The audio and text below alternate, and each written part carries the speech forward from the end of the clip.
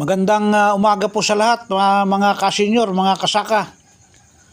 Reaction po ito tungkol po sa announcement ng kinaukulan tungkol po sa delayed na pagpapadaloy ng tubig sa ating mga irigasyon. Instead na December 1st ay March na daw. Nandun na po tayo, hindi po natin kasalanan na masira po yung ating irigasyon. Pero kailan pa ho yan? Ang bagyong Owan ay November 9.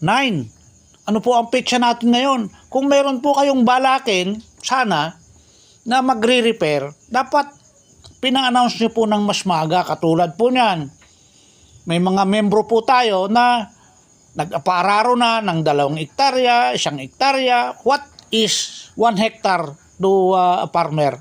Masyado pong malaki yan. 3.5, 4.5, 1 hektarya. Kung 2 hektarya yan, 7,000 na. Tapos bumili na po siya ng binhi para makauna.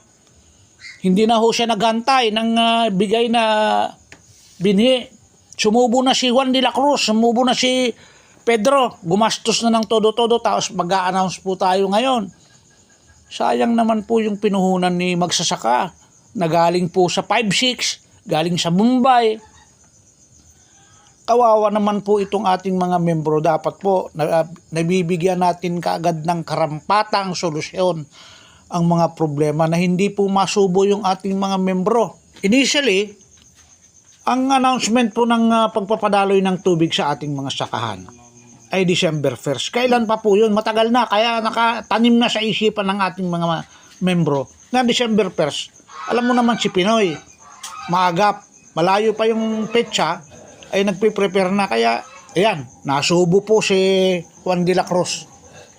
Kawawa naman po siya. Kayo po dyan sa namamahala ng NIA, magkaroon po kayo ng solusyon na abrupt solution, o mismo solusyonan ninyo yung problema. Hindi yung very late, nakagalaw na po yung ating mga membro.